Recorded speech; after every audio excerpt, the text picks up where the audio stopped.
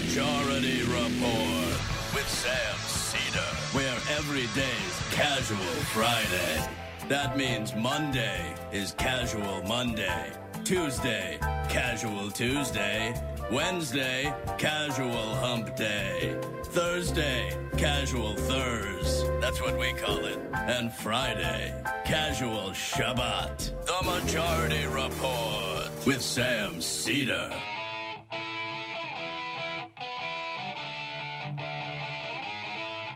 It is Friday, January 19th, 2018. My name is Sam Cedar. This is the 5-time award-winning Majority Report. We are broadcasting live steps from the industrially ravaged Gowanus Canal in the heartland of America, downtown Brooklyn, USA. On the program today, it's Friday, folks. Oh, so casual. I'm not even wearing a collared shirt today. That's how casual I've gotten. Digby from the blog Hullabaloo will be joining us. And Judy Gold from the blog judygold.com will be joining us. Meanwhile, a shutdown looms, and it seems the Senate Republicans are in revolt. A shell company was used to buy Stormy Daniels' silence. Now the question is, whose money was it? Drug dealer. No big deal. Very possible.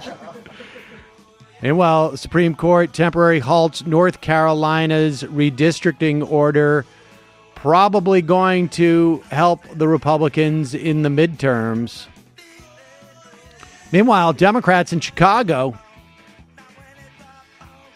are looking to boot the incumbent Dan Lipinski. Elected Democrats endorsing a challenger. Good for them.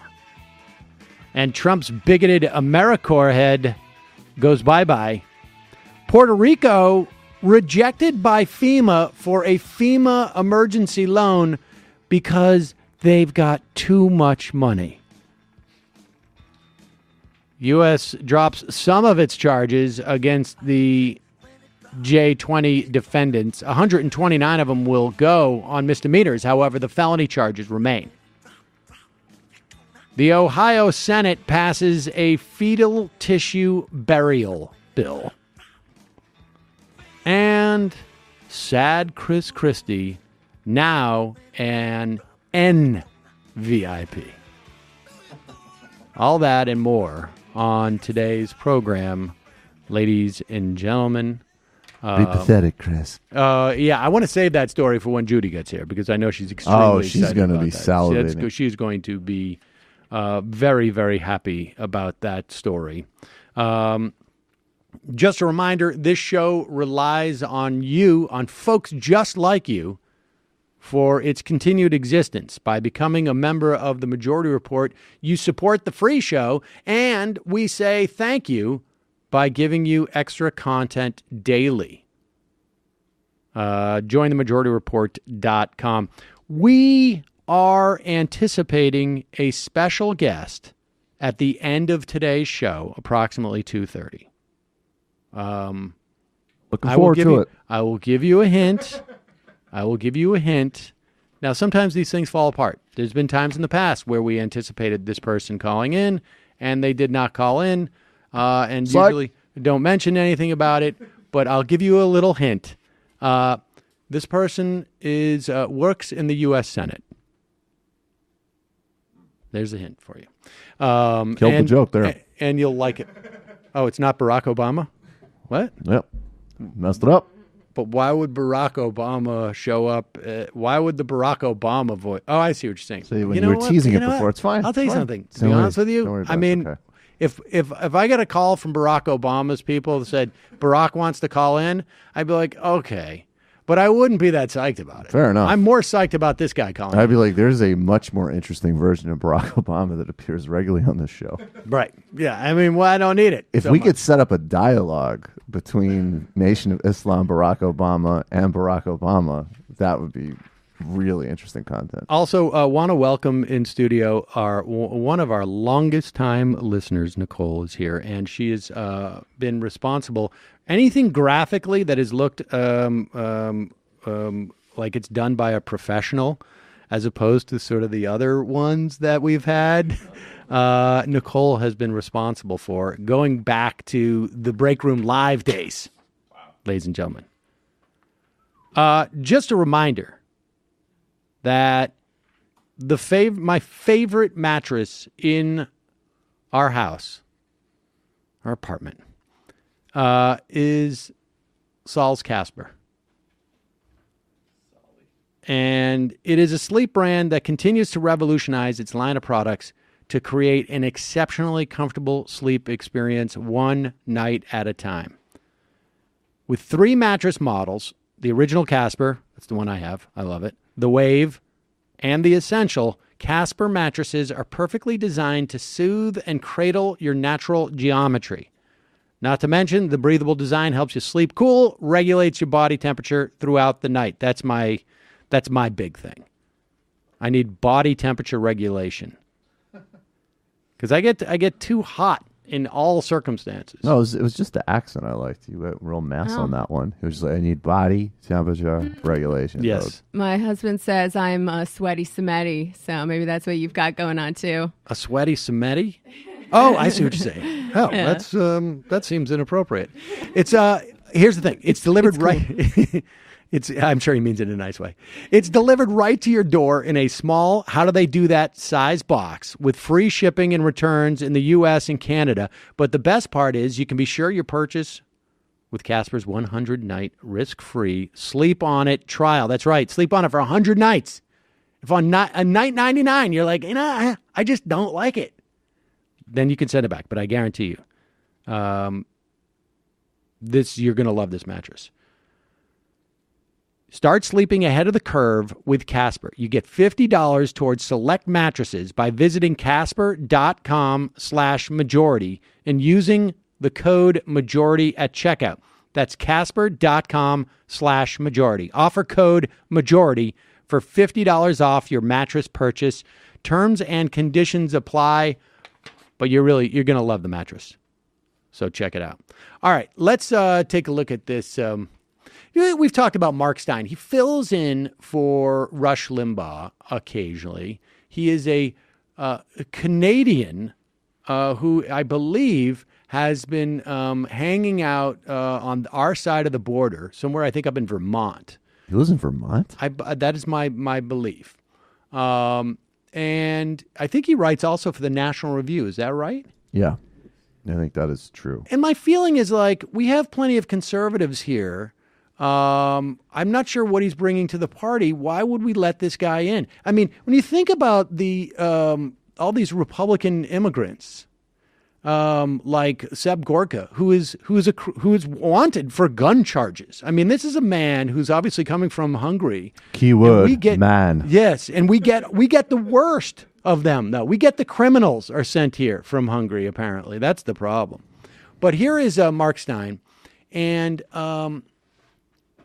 Boy, he's a pleasant fellow. You know, a lot of people think that there's nothing redeeming about a white supremacist. But apparently, according to Mark Steyn, there's at least there's one attribute that's pretty good.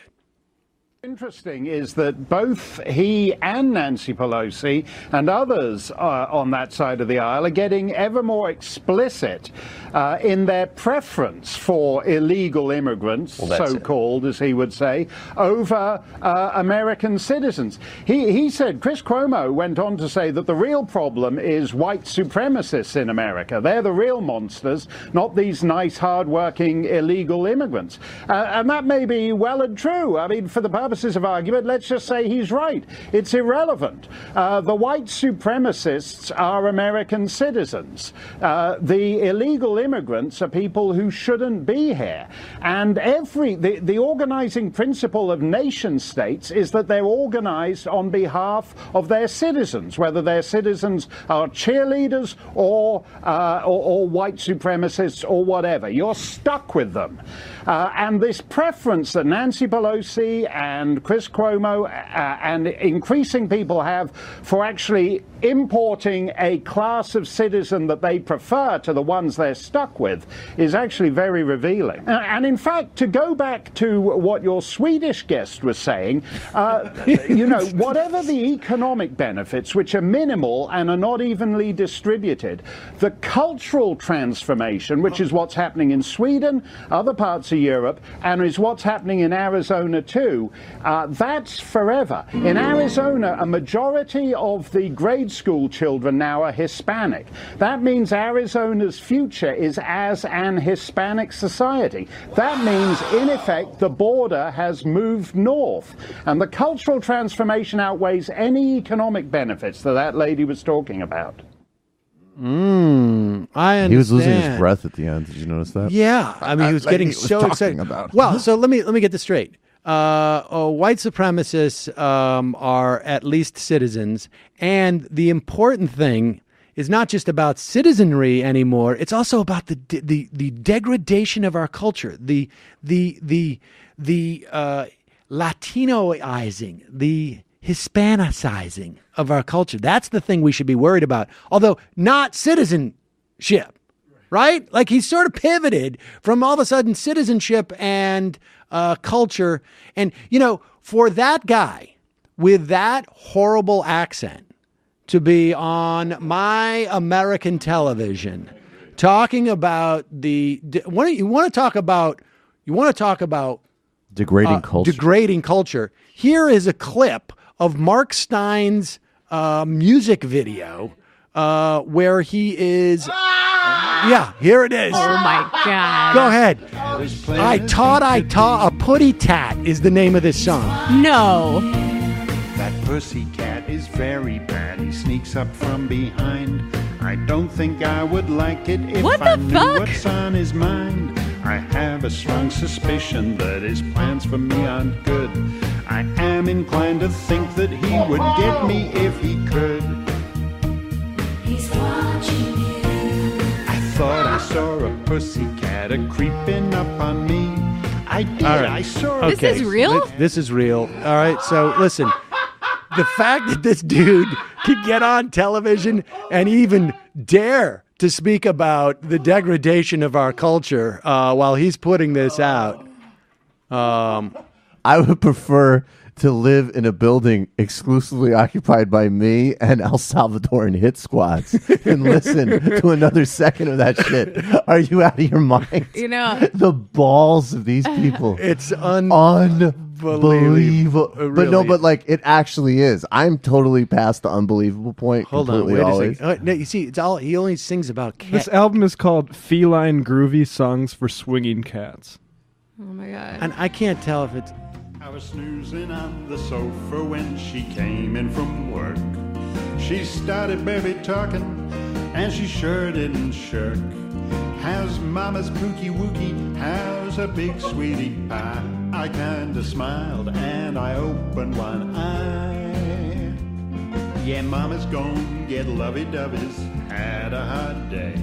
I was just Okay, we've had to stop. I honestly, I think I might sprain my jaw. On behalf of someone who likes to sing songs and change the words to make them about cats, I am offended that he is disrespecting our traditions in this way. Also, if anything, I think these videos are going to make people like Pelosi want to take it a step further. No For kidding. every illegal immigrant from the Latin diaspora that we allow into the country, we're going to deport one white supremacist. Yes, I think that's probably where we should go. Build a wall in Canada. Exactly. Build a wall on Mark Steyn. All right. Like literally a contained wall for one person so he can't speak or interact with other humans. He should be in a walking solitary confinement. That is the most bizarre. I don't know. Nothing I don't know. surprises There's nothing. me. People can come in We get- today and be like, hey, Trump peed on the ambassador today and said, yeah, I do deals with Russians. And by the way, people say I hate Haitians. You know how much money I laundered for the Duvaliers? Totally unfair. And I'd be like, yeah, of course. That's not surprising. That was shocking. All right, we got to take a quick break. When we come back, we'll be talking to Heather Parton or Digby.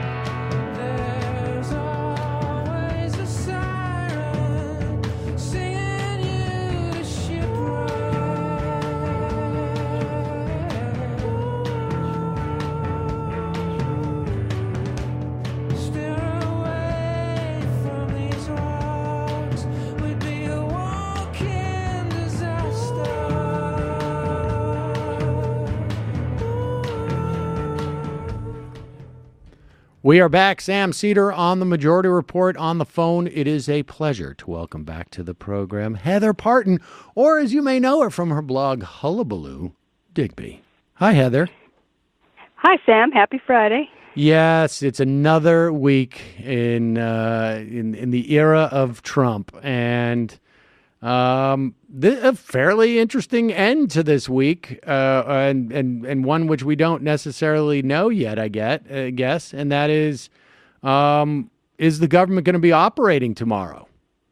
Yeah, we've got quite a cliffhanger here. I mean, let me just say for the record that I knew from the very beginning that the House was going to pass whatever Paul Ryan put in front of them, including the Freedom Caucus, because they are this idea that somehow they have principles and that there are these, right-wingers in the House who just really care about deficits, et cetera, was a crock. They're now all full-fledged, Trumpies. So I knew that was going to happen. So now all the action is in the Senate, where I think anybody watching closely knew it was going to end up because, they've got a very narrow margin. And we're looking at a showdown in the Senate that looks like it's going to go on throughout the night. I was just watching TV and saw Mitch McConnell saying the Democrats are going to own this craziness. And I'm kind of going, guys, you've got a patent on that brand right now, okay? When it comes to craziness, that I think most Americans are going to know who the crazy people are. It's pretty clear. Well, let's just stay in the House for 1 second. So there were only 6 Democrats who voted for the continuing resolution, which was actually less than I thought it would be. Me too, because Nancy had actually freed people. Yep. That once the Republicans had the vote, she said, "Hey, do what you think you need to do to keep your seat." And only 6 went, which I thought was really surprising. Yeah, I really don't. Yeah, I mean, 2 were from Texas, 2 were from California. I don't necessarily follow that. They're suicidal. That's and- all you can say about them. Honestly, and one from New Jersey. I mean, not anybody I really knew. Peterson from Minnesota. There were, I guess, about 8 or 10 Republicans who said no. And Jones was one of them. He votes. That's the way he always votes. It seems to me. And a couple other, I think, Amash and a couple other supposed, serious conservatives. And then some who I think were like, Ross Layton in Florida. I think maybe she was just like, I don't want a part of this. I don't know. But so we go to the House and already, in the Senate, and just to explain this to people, in the House, Democrats don't have to participate. They could have just avoided engaging in this at all by voting no. In the Senate, Democrats have to actively filibuster the bill, to avoid to basically kill this. And so that means that they could theoretically lose 9 votes in the Senate and still prevent this from coming to the floor. But it sounds like now Lindsey Graham and Jeff Flake as well. But Lindsey Graham is the one who's going to make a real show of this, that he is not going to vote for it. He said he is just. What's amazing is Lindsey Graham has already become John McCain in the sense that he is really mad because his deal got rejected. And you could talk about this. I know you've written about Lindsey Graham's sort of grand adventure with Trump. And now he's pissed. And now he's pretending like it's not regular order. I'm tired of these 30-day continuing resolutions, when in fact he's basically saying, like, I was treated poorly. Oh, that's absolutely right. I mean, he is very unhappy about this because he worked.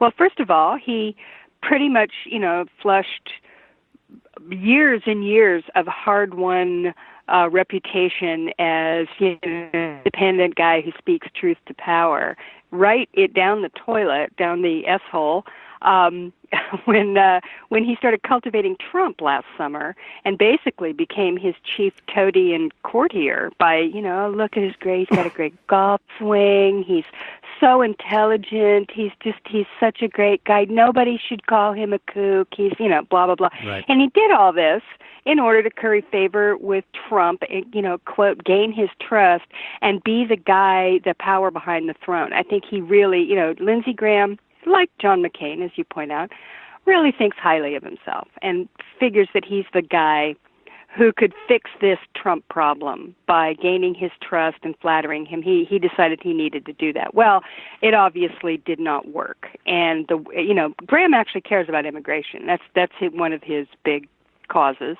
He's been trying to get an immigration deal for a long time. To his credit, even though he's a right winger, he really wants to do something that makes, that both sides can at least agree on, and certainly on DACA. So, to his credit, he really thought he was going to be able to do this, that he had the credibility, that Trump trusted him. And of course, we all know the story of what happened. They went in with a deal, and Trump had been worked up into a frenzy by John Kelly and the rest of the hardline right wingers. And he exploded into a vulgar tirade, and that was that. And that's why we are where we are today. Had that not happened last week, they would have had a deal, and they could have gotten through this whole thing, and everybody would go, gee, look how smoothly the government's running all of a sudden. Instead, Trump had a tantrum. And a tantrum that was ginned up by people like Tom Cotton and Bob Goodlatte in the House.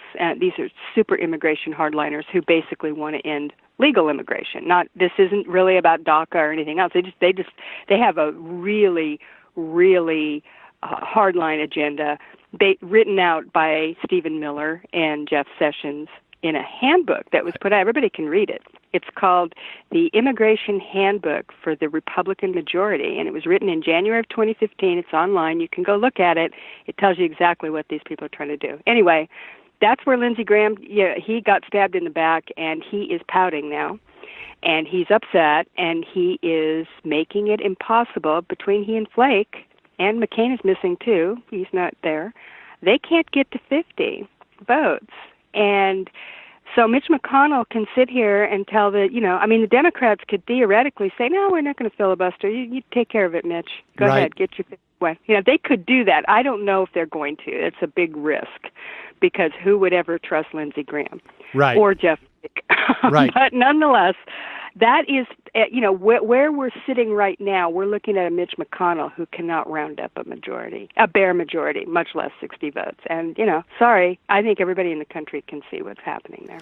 And, I mean, give me your sense of what I understand is that, and I've heard, is that if the Democrats in the Senate feel they're going to get blamed for the shutdown, that they'll cave. The blame is not just in that moment, right? I mean, there's the shutdown happens, but then theoretically it could be ongoing. And so there has to be an ongoing effort to make sure, from the perspective of the Democrats, that the Republicans are taking the blame for this. I know polling right now shows that most people would blame the Republicans, and why wouldn't they? They control both. They control both branches of government. But you could have the filibuster, right, and then still say this is just a function. It doesn't matter anyways because Flake and Graham, leverage that, right. I guess, because this seems to me to be about who the press thinks is to blame. And less so than in the past, there seems to be more inclination to not blame the Democrats. Well, at least, I see a little bit of that where, the press, they get very self-righteous and go, well, why don't the Democrats step up and do why can't they govern, the usual nonsense? But I'm seeing less of it than usual, as you point out. And I do think that, Mitch McConnell standing up in front of, on the floor of the Senate saying, Democrats will own this craziness, that just does not track with right. The American people. It just doesn't. The craziness, everybody knows where that's coming from. Now, having said that, I don't think that the Democrats have made a very strong case for that yet.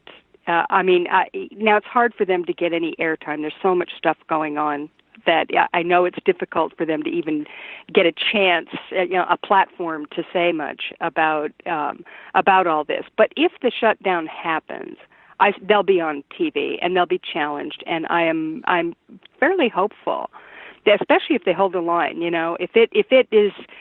If it's not a matter of a few red state Democrats peeling off and they just can't get to 60, right. If it's actually they just hold the line all the way, I think they have a strong case to just make, hey, look, that we weren't asking for much. We want to save some kids. Is that too much? You couldn't let us save some kids. That's all we're talking about. And I do think that the American public understands that it's the Democrats who want to save the DACA kids, and it's the Democrats who want to get the CHIP program funded. Those are Democratic priorities. Nobody's going to mistake that for something Republicans really want, and the Democrats won't let them have it. They can try that sort of phony stuff, but I don't think it'll fly. But hopefully the Democrats come up with a strong set of points that they can elucidate for the press and keep them on board, because the press is, of course, not trustworthy in this sort of thing. Right, and they're the only constituency that matters in some respects, because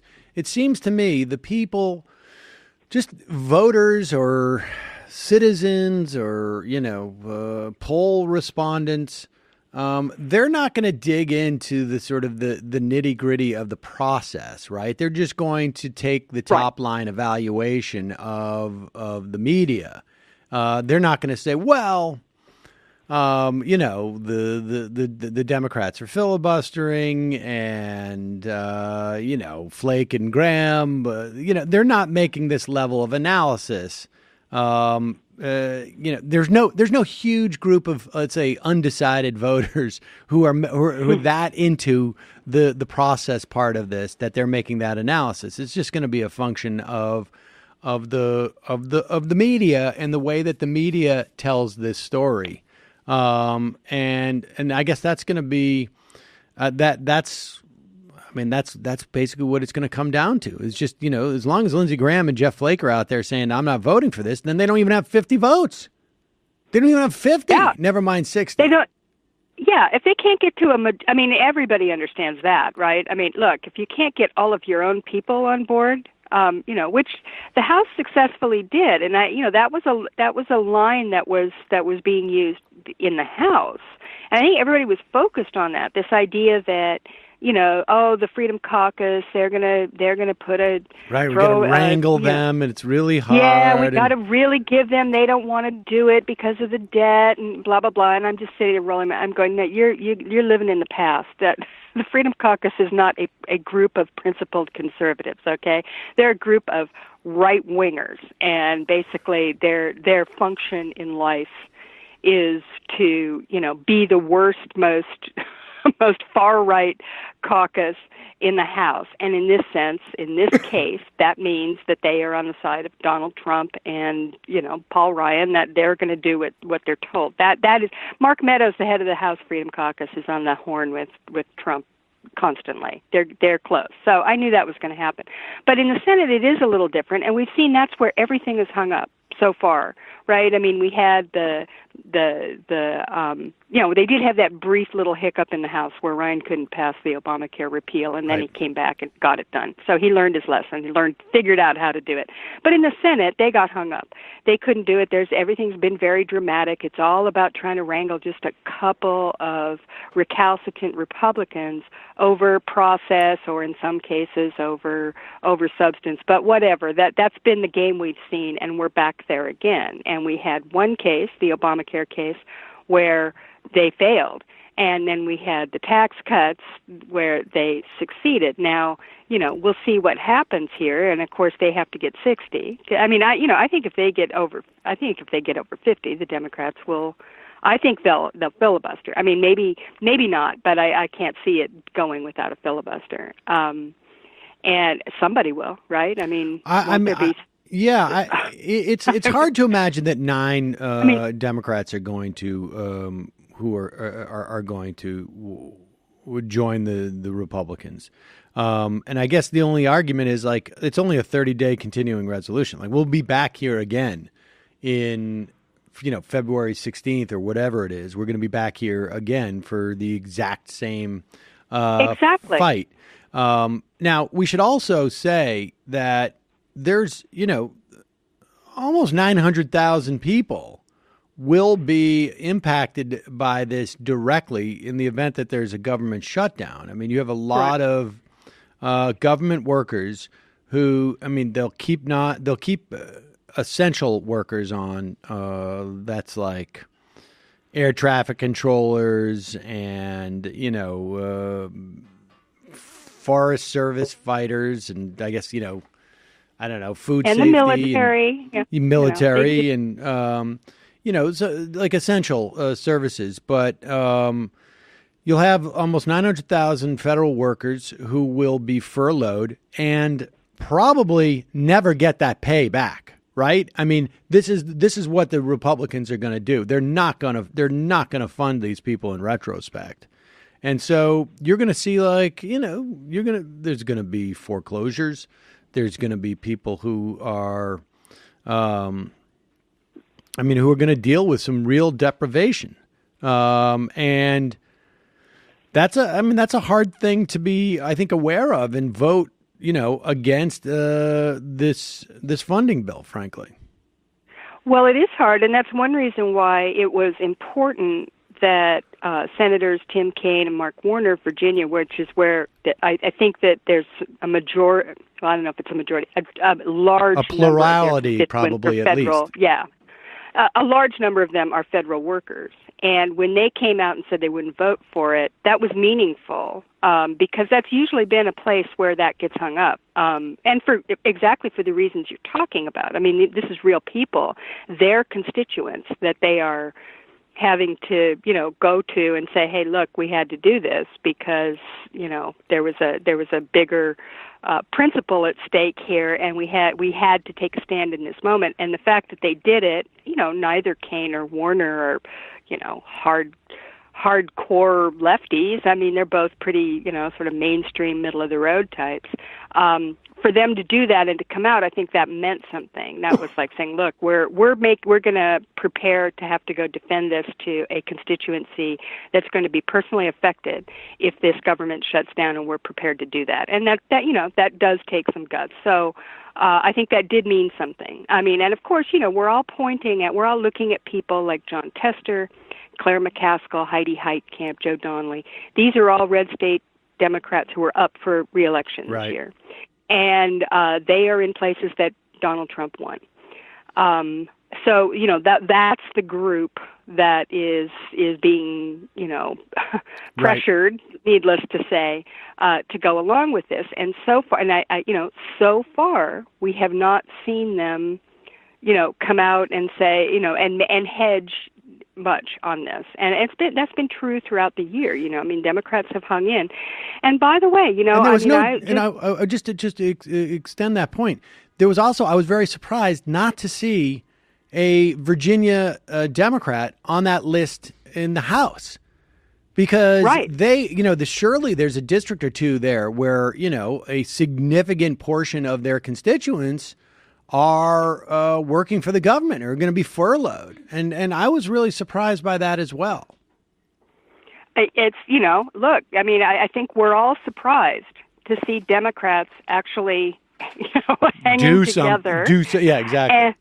And sort of taking a principled stand, and using their collective power in a way to make this strong statement. I mean, this is just not something we're used to seeing. It's not the opposition party that the Democrats used to be. I mean, the worst thing about having a Democratic opposition was the fact that only half of them were ever actually the opposition. Right. And that's it. That, in this Trump era and this era of polarization, that so far has not been true. And how tempting it must be for a lot of these people to go. It's the easier route, and you can get a lot of kudos and high fives from conservatives if you do that. They're very happy to welcome any Democratic apostate into their crowd. So, this has been a very interesting thing to watch, and so far so good in the Senate. And I understand the pressures that they're under, but this, there's something about this issue, I really think, that has got Democrats look, they made a good faith effort to do a compromise. They really did. They tried very hard. Going back to September when Nancy and Chuck had their meeting with Trump and they came away believing that they had a deal. Right. That fell apart. Then more recently, this deal with Durbin and Trump and the Republicans treating Dick Durbin, who I think is highly respected in the Democratic caucus. It was very insulting what he said and did and what they all did. Tom Cotton coming out and saying Dick Durbin's a liar. This did not go down well. And you know how the Senate apparently is this club. These people are very much believe that they operate on a higher level. I mean, whether they do or not. But I think that was offensive to them on a personal level, and on a substance level, they were prepared to give up some pretty important, principles to try and get this deal done for DACA. I mean, getting rid of this family reunification, or even, kind of whittling it away, is very important. I mean, this is something Democrats believe in. I believe in it. I mean, family reunification is an important principle for American immigration, and they want to end it. And the Democrats were willing to do that. They were willing to talk about the wall. They were willing to do a lot of things, and they just keep getting kicked in the teeth by Donald Trump and these hardcore right wingers. They don't have a lot of incentive, even the ones in the red states, to go along with this. I mean, there's everything has to be saying to them, look, the minute that I start capitulating to Donald Trump, my own support in the Democratic Party Yep. is going to completely, dissolve, because the Democratic base is active, energized, and they are angry. And the idea of Heidi Heitkamp suddenly going along with Tom Cotton, I just think, okay, Heidi, I hope you get every Republican vote, because the Democrats aren't going to come out for you. Well, this is what I've been saying through the ACA fight too. That and maybe the caucus has changed a little bit, and there are other sort of contextual reasons. But the bottom line is, the difference between Donald Trump and President Rubio is that Donald Trump actually disciplines the Democratic caucus more than any other Republican would. And because he's so toxic, so unpopular, and that Democrats just they don't care. Even in a state where he's popular, they know they can't get away with it. All right, well let's turn for a moment, and I guess we're going to find out, tonight, if it's going to pass in the Senate, and then if it doesn't, I guess we're into next week, and we'll see. I'm not convinced that Donald Trump and maybe Stephen Miller, I'm not convinced that they don't. I don't want to say they may very well be welcoming a government shutdown. It seems to me. It doesn't mean necessarily that it's going to benefit them, but I mean, why not? If you're Trump, it's why not? He said it. He said it twice. He said, maybe we need a good government shutdown. Maybe that's what we need. And he's an effing moron. We know that. He doesn't understand the ramifications of this politically or substantively. But, I think, sure. And I think Stephen Miller's happy to have this fight over DACA. I mean, he really wants to deport all those kids. Right. He wants to. So, I think you're right. I think there's at least some portion of to the extent there's a strategy, and in Trump's case, I doubt there's much of one, but to the extent that they have any thoughts on this beyond the next 5 minutes, I think they welcome it. I think they're fine with it. But they're alone out there. I don't think most Republicans want this. This is not going to accrue to their benefit. I agree with that. All right. Well, let's talk about something else that is accrued to someone else's benefit. Stormy, what's her last name? Stormy Daniels. Stormy Daniels. Now, so everybody knows this story, I believe, and there's more coming out. But Stormy Daniels is an adult film actress, and supposedly, I guess it was back in 2006. 2006. She allegedly had an ongoing affair with Donald Trump, which I know is sort of just gross to even have to articulate. But and the idea being, supposedly the reason why they're so worried about this being such a bombshell is that because Donald Trump was married at the time, and this is an illicit affair. And how dare he? I am shocked. Yeah, I'm shocked too. Like, she must be the only one he ever had an affair with. Maybe it was true love, and they were so compelled. But nevertheless, what has come out is that there was an interview that she gave back in 2011 before she signed an NDA, which apparently was signed in the waning weeks of the 2016 election. This is also strange. In the waning weeks of the 2016 election, like literally with weeks to go, she was paid $130,000 through a Delaware-based LLC, which is you incorporate or you form an LLC. I'm not sure if it was an S corp or an LLC, but nevertheless, you do this in Delaware because it affords you a lot more anonymity than doing it in some other state. Now, apparently, Trump's lawyer Cohen, not that bright, could have had a representative, didn't want to. So there's obviously pretty easy to trace it to him. But there's a couple of questions here, and I pose them to you, Digby. A, where did the money come from? B, what is it that she's getting paid for? Like, there's a 2011 interview out there detailing the fact that they had an affair. And so, I mean, presumably somebody knew this. This could have been dug up. What is it that she's actually being paid to keep quiet is a question. And here's another question for you.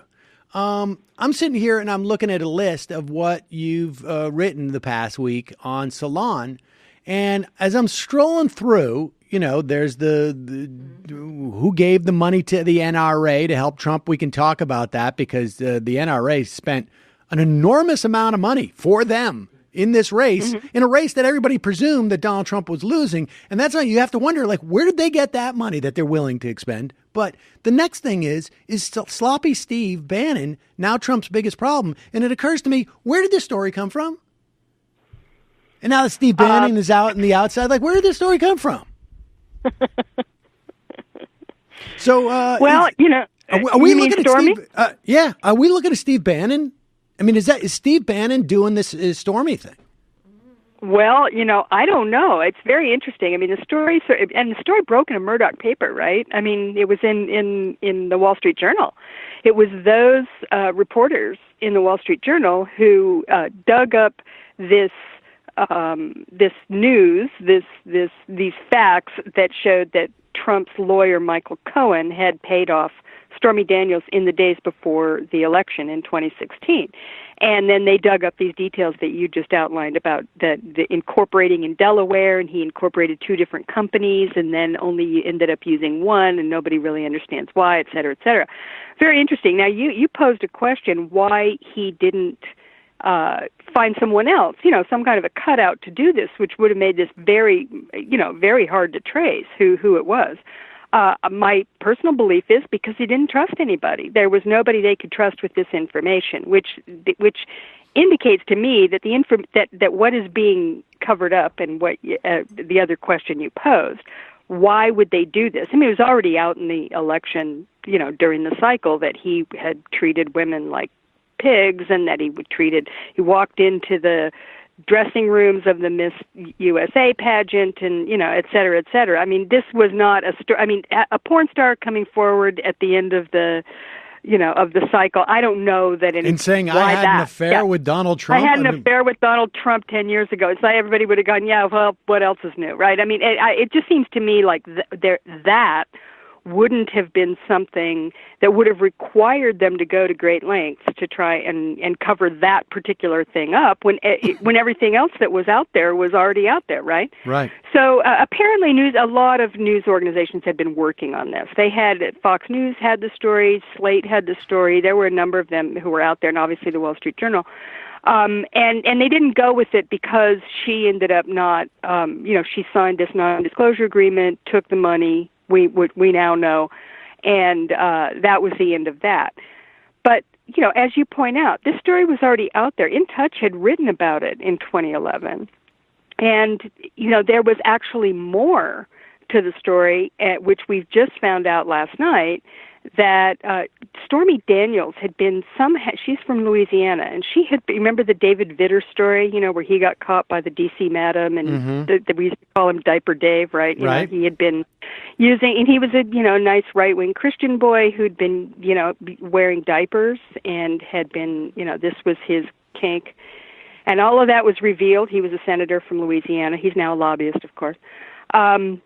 Stormy Daniels decided she was going to run against him in Louisiana back then in 2006, and she started talking to a bunch of political people in Louisiana. She was pretty serious. She did a listening tour. She was going to be in politics, and in the course of that, she told other people about Donald Trump and the affair that they had, and gave some details about that affair that show that Donald Trump, he may not have been wearing diapers, but he was a little more kinky than anybody knew. In fact, she told one story that he liked to be spanked, and that he wanted her to spank him with a copy of Forbes magazine that had his picture and pictures of his kids on the front. Ooh. And people went back and looked, and there was such a Forbes magazine that exists right in the time period. We're looking at it right now. Not presumably the actual magazine that spanked his ass, but Right. a facsimile of the cover. Can I take a moment to gloat about how close I was yesterday in my guess? Like Jamie had him pegged as isn't that far Spanky guy. from Spanky, yeah. A lot adult of those rich baby guys. incest play. So we'll see what else Oh, comes well. out. Yeah, who knows what he needs to, to get him excited. He did tell Stormy Daniels that, she reminded him of his daughter. Yes. That was in the In Touch interview. That's not In any case, setting aside, I atypical can't of help a but relationship that you enjoy. have with a woman. You always look to have a relationship with a woman who reminds you of your daughter. That's classic. That's so normal. Well, I you can't help but enjoy all this just on the purely, kind of sick and twisted side of another sick and twisted side of Donald Trump. But there's a bigger issue here, and I think it's really what makes this story something that goes beyond just, our own prurient interest. And that is the fact that Donald Trump has been, accused of potentially having been compromised by the Russian government. And that was in the Steele dossier. That was the big salacious detail about that he had been filmed with prostitutes when he was there in 2013 for the Miss Universe pageant. Right. And that's been the detail that he has denied most vociferously, right? I mean, he has been absolutely, I would never do, and he said he wouldn't do that because he's a germaphobe, and everybody knows that a germaphobe would never do, some kind of humiliating, degrading, dirty thing like what is alleged in the Steele dossier. Well, what this story about Stormy Daniels does reveal, and there seems to be so much evidence that it actually happened that I'm going to go ahead and say it happened, is that Donald Trump was having sex with an adult film actress, and according to Stormy Daniels in the In Touch interview, he did not use protection. And that indicates to me that his excuse about being a germaphobe doesn't hold water, that at least when it comes to sex, Trump is not someone who is adverse to, exposing himself to germs. Let's put it that way. Stormy Daniels she performed in pornography and had many, many partners. So, and now we find out through this other story that's gotten out about her Louisiana Senate run that he had some kinky habits. This means that, I had never thought before that much about the golden shower story. I didn't care. But I thought about it a lot. Here we have Trump paying off a porno actress a week before the election, and now we know that he is one who was, involved in some sexual escapades that were were kinky. So, it just lends credence to that story that wasn't there before. I don't want to be a killjoy, but I just want to remind folks that the testing standards for people in the adult film community are actually quite high. Oh, without a doubt. But they are. But yes. but a germaphobe, regardless of whether, a germaphobe, you would imagine would not be would have some reluctance to absolutely. This is the guy who says he can only eat fish fillets because he knows that he won't be poisoned. Fillet of fish from McDonald's because he won't be poisoned. That's his excuse anyway. No, of course. Stormy Daniels, I'm sure she's perfectly healthy. It's just that someone like Trump, if he is this kind of germaphobe that he purports to be, that would be, in my view, that would be something he'd be concerned about. I used to go over a lot of the health reports, and so I was fully aware of the fact that in that industry that folks get checked out. So, but when did?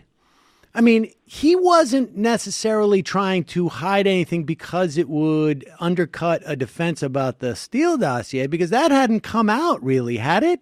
Had that come out? The Pete stuff had not come out prior to the election. It had not come out, but he knew about it. They had. Remember, James Comey came and pulled him aside and told him, and they knew about it. No, but that didn't happen until after he was elected. Comey didn't go to him until after he was elected. So, to pay off Stormy Daniels beforehand was not I can't get it out there that I'm not actually a germaphobe. It is, there had to be, whatever it was that she was going to tell had to be, important enough for him to drop that type of cash if it was his.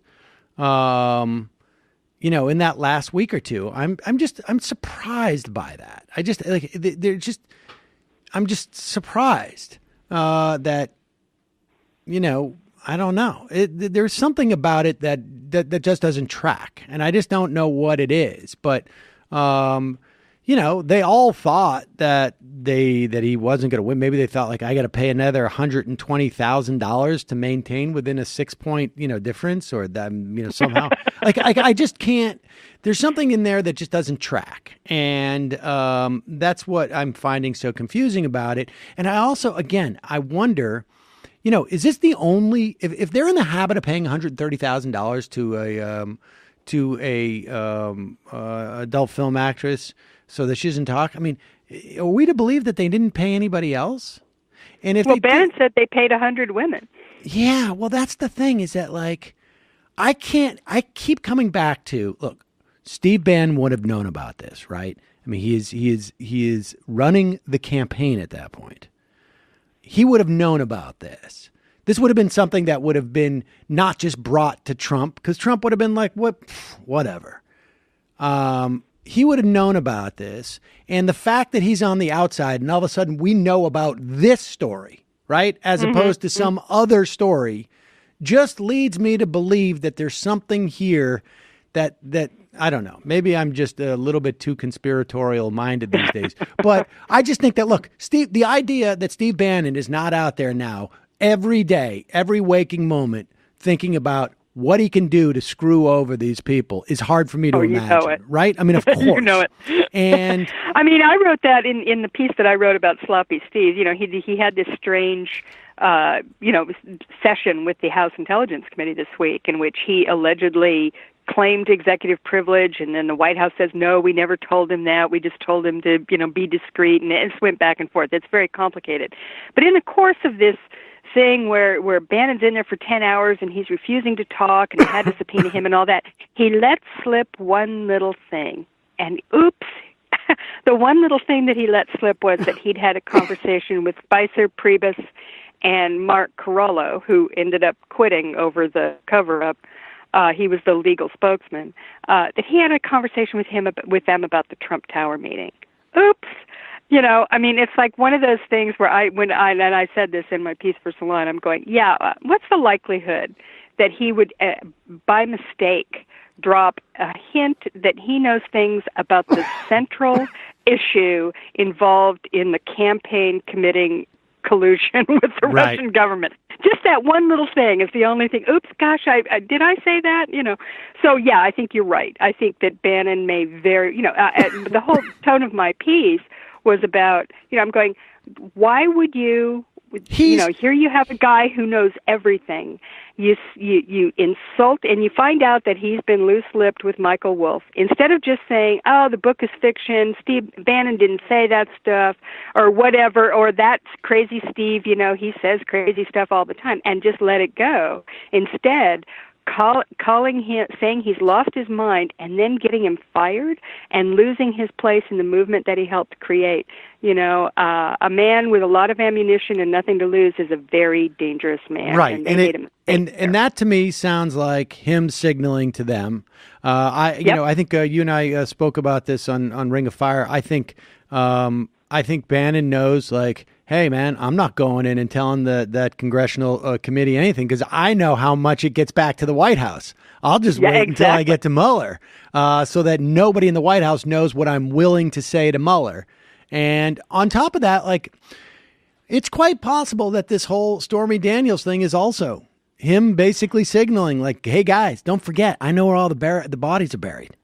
And, That's a good point. I hadn't thought about that, but it sure does make sense, doesn't it? Why now? Why now? Why are we finding out about this now?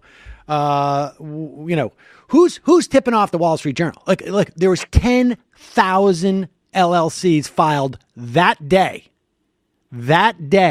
in Delaware. Wow.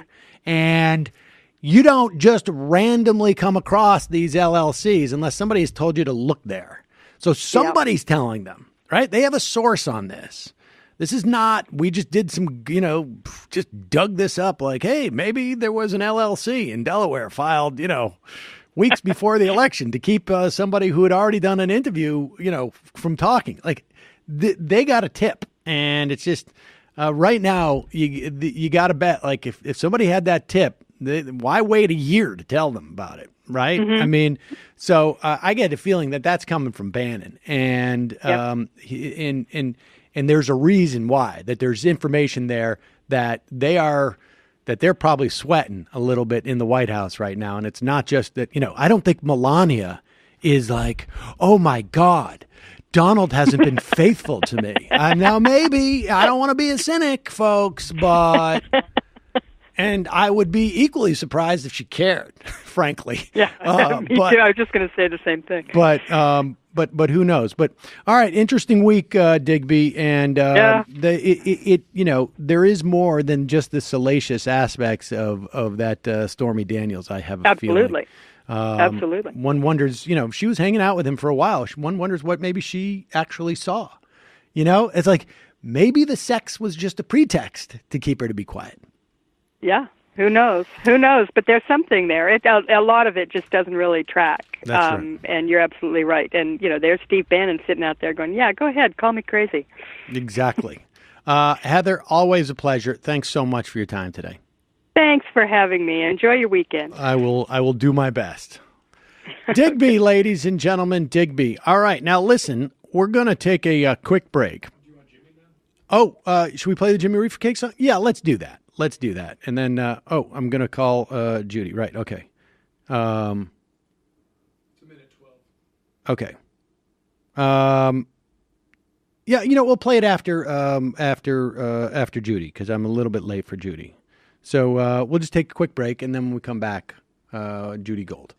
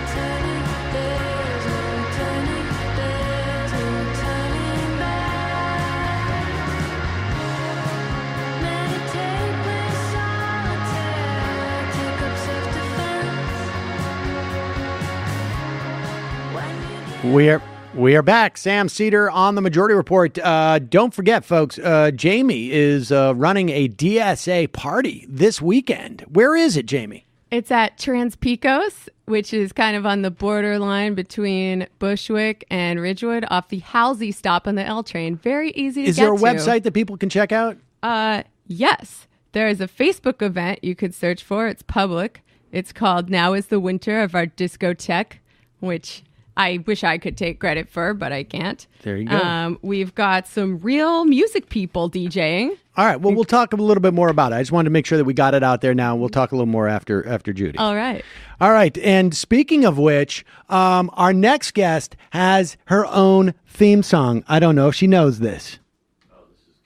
Level-headed. Fuck you!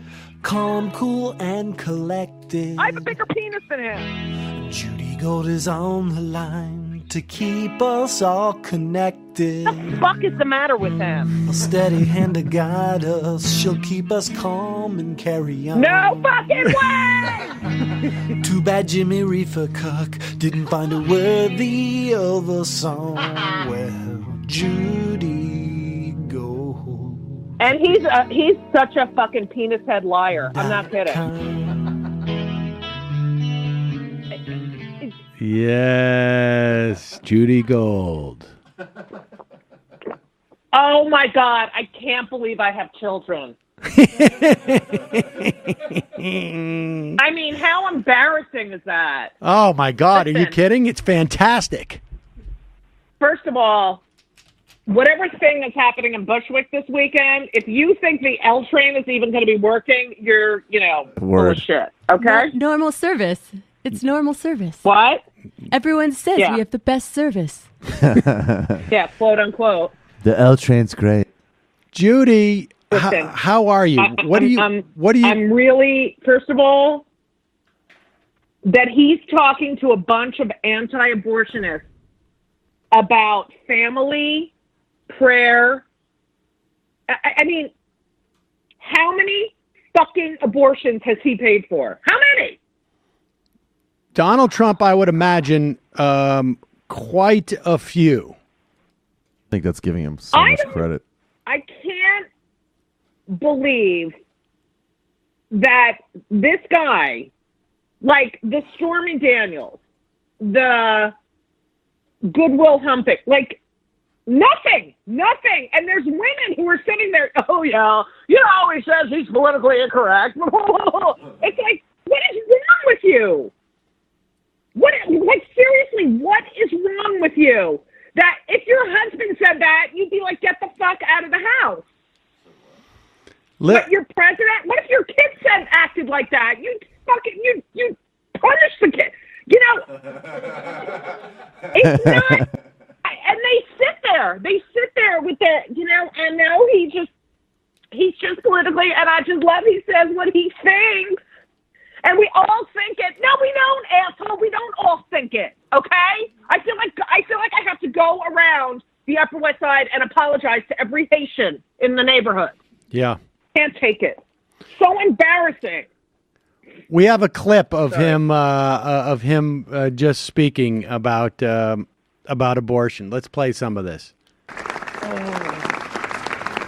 As you all know, Roe versus Wade has resulted in some of the most permissive abortion laws anywhere in the world. For example, in the United States, it's one of only 7 countries to allow elective late-term abortions, along with China, North Korea, and others. Right now, in a number of states, the laws allow a baby to be born from his or her mother's womb in the 9th month. It is wrong. What? It has to change. Americans are more and more pro-life. Wait. Will you go back? Did he just say the laws are such now that a baby is allowed to be born from his mother's womb? The laws are what we were working on. Is that what he just said? There was a directive. You got China, a year. North Korea, and others. Listen. Right now, in a number of states, the laws allow a baby to be born from his or her mother's womb in the 9th month. It is wrong. Yeah. My understanding is that is actually the law in every state in the country, that you're allowed to be born from your mother's womb. That has been going on for a really long time. even in North Korea. Like, I think that, actually, I got to talk to my kids, but I'm pretty sure that they were in there for 9 months. He's so That's interesting. He is, even he, I think, is like, I can't believe these things are coming out of my mouth, to the point where I'm actually going to say the law is that you're allowed to be born from your womb. Like, I don't think the legality of it made a difference to him. Well, that's the thing. Like, I think he's so antithesis to him. I think he's so. I think he's literally flummoxed by the fact that he's actually up there saying. But I'm saying, like, even if it was illegal, he would still, if we're accepting the premise that he paid for abortions, he would get them done anyways. You know what I mean? Like, he doesn't care. Why didn't his mother have an abortion? Why? Because she did a great job. Well, for all we know, that maybe she did. She had a bunch after him. It just right. I would. I'd be like, I can't have another one of this crap coming out of me. Have you seen a picture of his mother, Judy? What? Have you seen a picture of her? Oh, the hair is just big resemblance there. Mm-hmm. Yeah. Oh my gosh. Let me tell you something. Yeah. These anti-quote abortionists, do they think that people who are pro-choice get up and are like, you know what?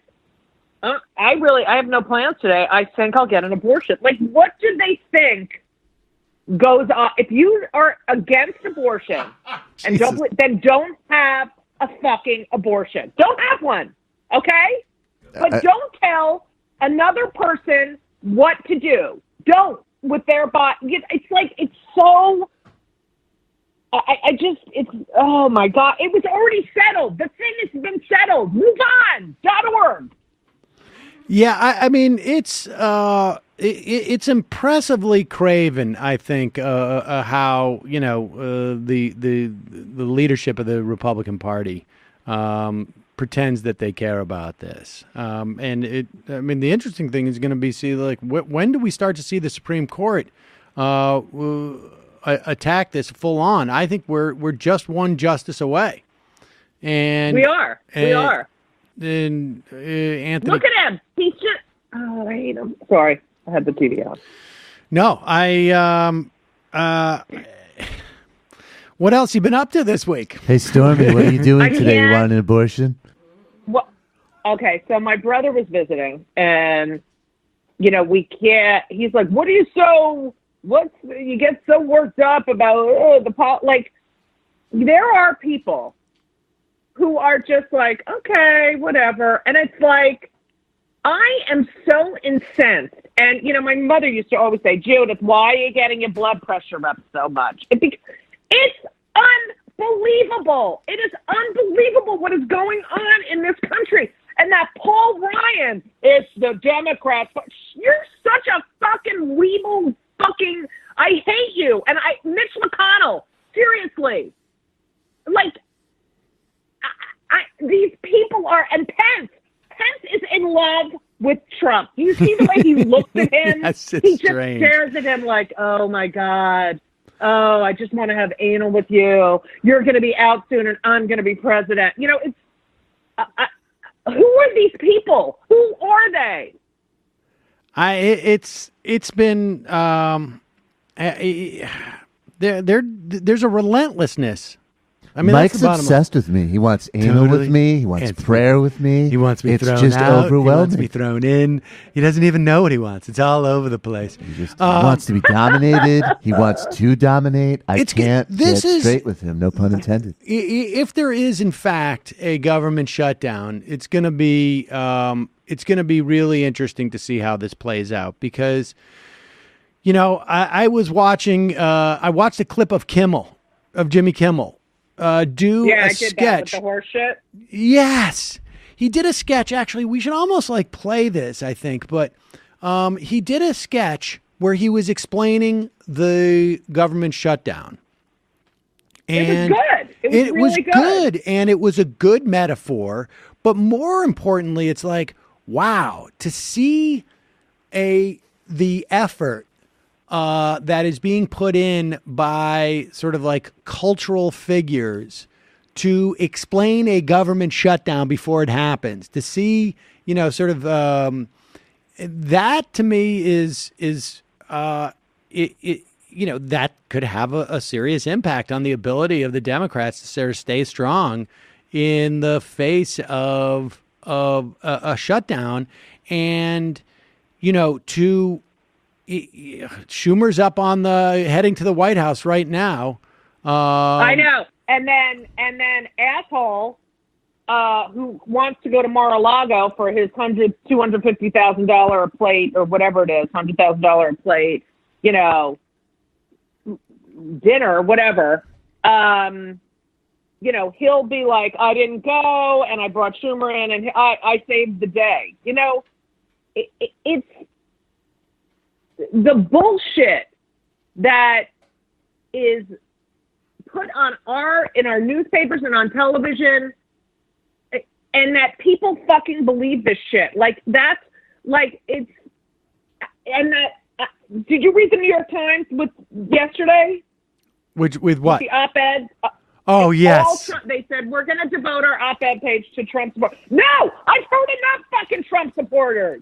Vision, chutzpah, and some testosterone was what some of the readers said about Donald Trump. Yeah. Speaking of the New York Times, Can I just give a negative shout out to them for this headline about the discriminatory bills that are going to allow people to basically let trans people die if they want to?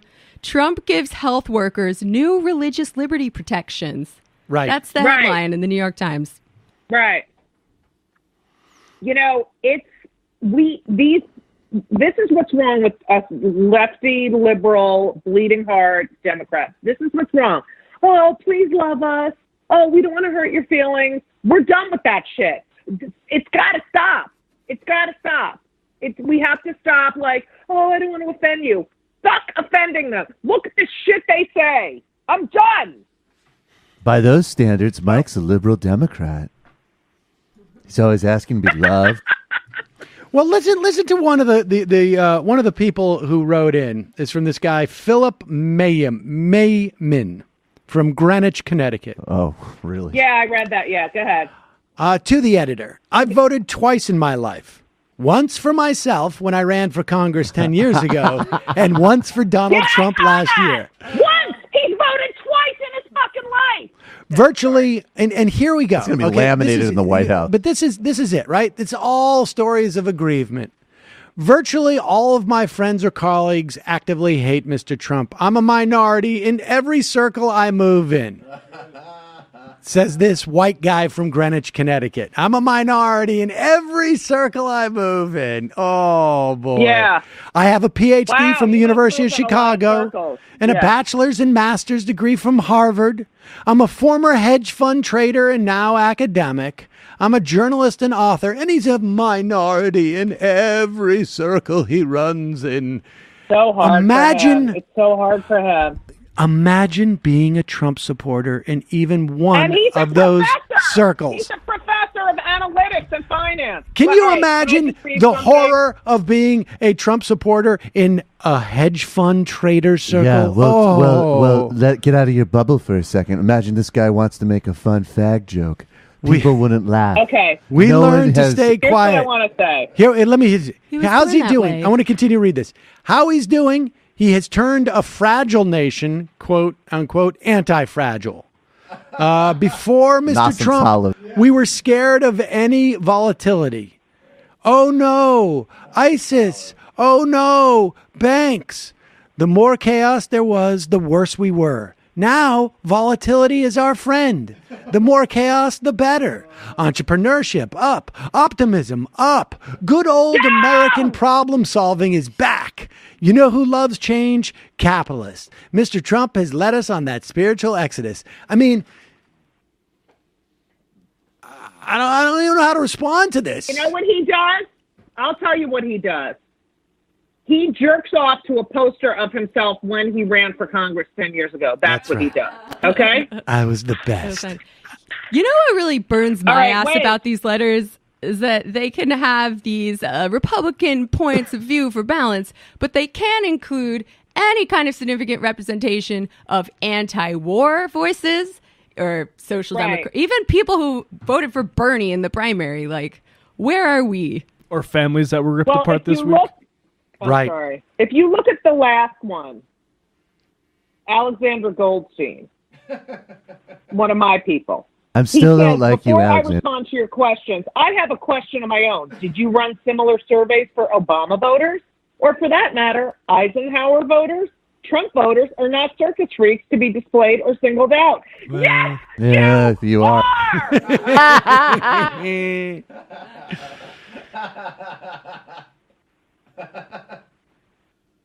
I mean, there's not a decent bone in his body. It's unbelievable. It's like this woman from Austin.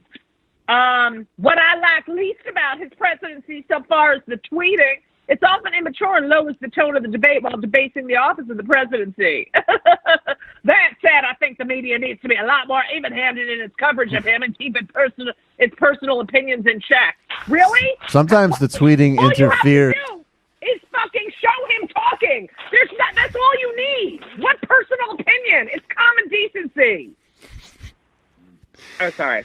Sometimes the tweeting interferes with me ripping apart El Salvadoran and Haitian families. So yeah, I get it. It's true. I get it. How?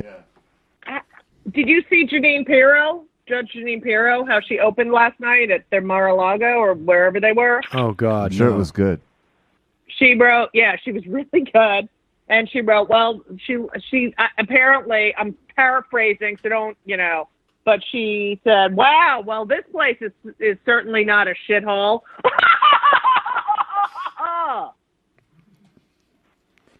Judge Jeanine. Wow. That was good. So funny. Hey, She's Jeanine, funny. would you like me to have intercourse in you for about 10 seconds? About the fat fuck Chris Christie? I was just going to bring that up.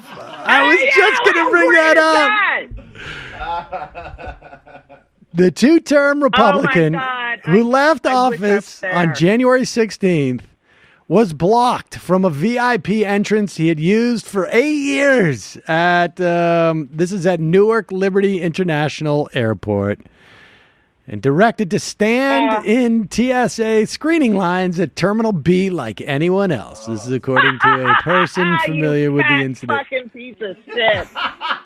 Sorry. No, this is such a great story. Oh my God, look at his face. I mean, he looks so ashen and upset when he realizes he cannot go into that. Is that? We don't know if that's actually from there. I would hope so, but I don't think it is. Yeah, I would have paid thousands of dollars just to watch them go like, I'm sorry, sir, you're not the governor anymore. You know what? That's the highlight part, but I want to watch the part where he takes his shoes off. That's right. I want him to have a rematch. How can he do it? Remember that video where that guy was like, hey, you fucking suck. And he's like, are you the governor? I'm the fucking governor. I want that guy to come back. I know. What about when he screamed at the teacher? Like, oh, God. Why can't I be there when this shit happens? I honestly. How great would that have been? I wonder if we could actually just sort of like write to his office now or whatever and say, can we just get an advance notice the next time you're having to do anything? When next time he's traveling out of Newark? Next time you're traveling, falling off of a chair at a radio station, speaking. Next time you're at a baseball game. That was where that happened. That was the baseball game. I wish there were people who were actually paid to just sort of like chase him around for the next just 3-4 months just to mock him. Yeah. That's actually a good idea. Just I think we can come across partisan boundaries to do that together. I mean, that's the thing about Trump. You got to give Trump credit. Nobody's humiliated Chris Christie more than Donald Trump. Well, there's a lot of scumbag on scumbag violence in this time. That's right. Christie humiliated himself quite a bit, but I love the idea that he's specifically not a VIP anymore. What about when he went on the beach? Like, if you look like him, would you say, you know what? I don't care how many pictures they take of me sitting here on the beach. Like, it's like they're so unaware of how they present themselves to the world. Like, they're just clueless. It's like, you're a fat, disgusting bully, liar. The biggest problem is that he's ugly on the inside. And it's no, wrong. Judy's right. The biggest problem is that he's an enormous blimp on the outside. I don't care about the. But talking about, and he's talking about addiction. He's going to talk about addiction.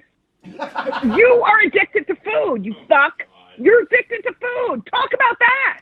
That picture on the beach is not about on the inside. That's pure outside. But I just feel like, well, I mean, aside from my not wanting to engage in a fat shaming, I would say that it's not hard for me to find plenty of examples of people who are that heavy, who I look at, I don't find even the repulsiveness I feel when I see made the country Chris resilient, but not the majority report. Because of what is inside that guy. True repulsiveness comes from within, just like true beauty.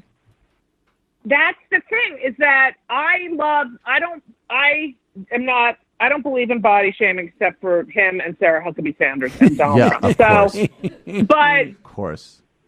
because they're evil. It's like, look, I'm overweight. I'm 6'2". I've struggled with weight, but you know, but I'm a good person. You know, I'm not an asshole. It's like, look at you. You take up too much space in my head and in physically. You know, you're just like, who are you? Like, I don't know. It's like Harvey Weinstein. It's fat, pockmarked, ugly, and he thinks in his head, "Oh, I'm gonna fuck that hot actress." Like, where does that come from? A woman has a wrinkle or a blemish and is like, "Oh, I can't go out.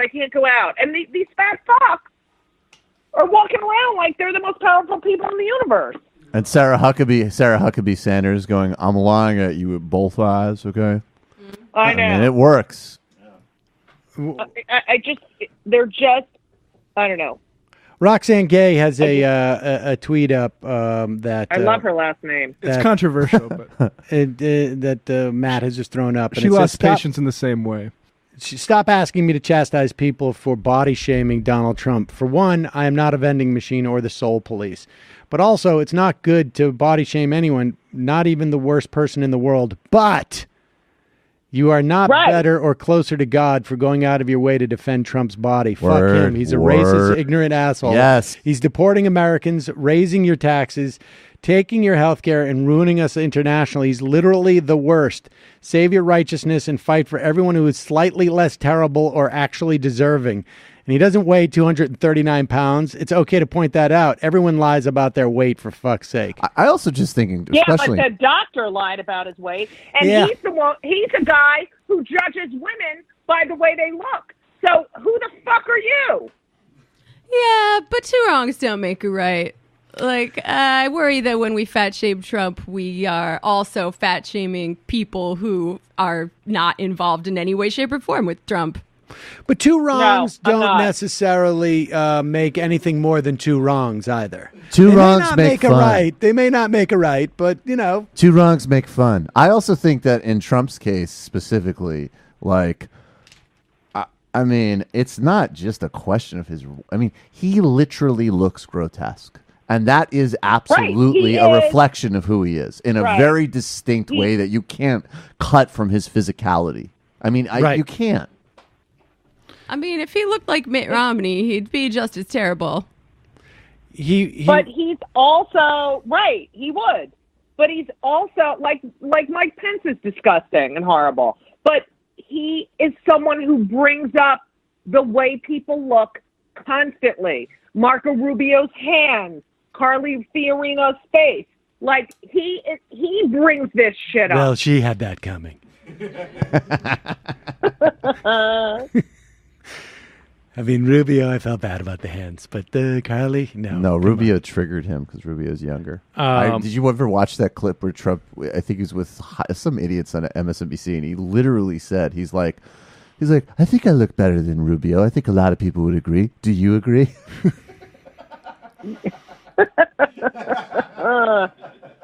Oh, God. I don't know. I just don't. How much more of this?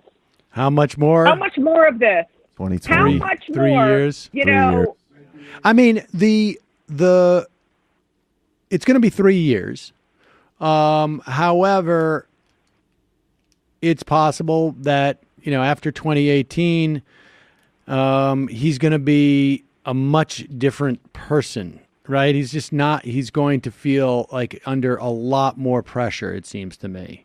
Very possibly, which, you know, might be cathartic. It will be amazing to watch him have a heart attack and deny it's happening in real time. That will be awesome. Like you don't, you know, I mean, I would prefer if he just went away tomorrow, we never saw him again.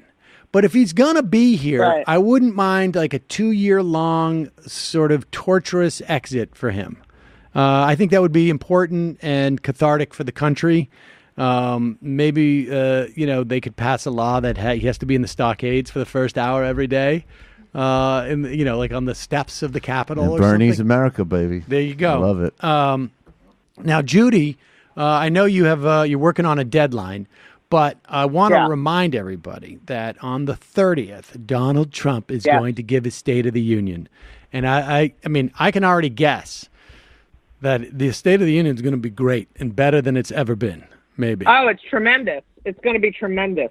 And we are hoping that you, Judy Gold, will come in studio not only to give us running commentary during the State of the Union. Oh, my God. But to provide a rebuttal to the State of the Union, because I don't... So good. The Democrats, 2018. Fuck you! When liberals stop being polite and start getting real. I would never watch this otherwise. I am so in, and you better play my theme song. Oh, yes. We have actually multiple theme songs. We have 2 theme songs for you. Oh, my God. I can't wait. We'll do both theme songs. We'll do like the instead of that, we'll do your theme song. I both can like really wait and can't wait. Like I can't wait for what Judy. do you I want? Can wait for this. We're going to talk. Like, what do you want for a background? Because we're going to try and do this right, so that you have like. Oh, that's a good idea. So you got to tell me. Think about like if you want to look like Trump you're playing tennis in a some type of like library, or if you want whatever it is that you want, we're going to try and come up with one. as sophisticated as possible, so that when I use my colorful language, it really hits home. Right. Okay. Okay. Fair enough. Maybe we'll. And I think that you guys should sit behind me, like you know. And just nod and stare at me. I think we need have really serious poker faces. Like we're you know what you should think like of, the majority leader, yes, and the vice president, or like Parliament in the UK. Like we're sitting on the front bench as the we got to figure out responds. how to do that.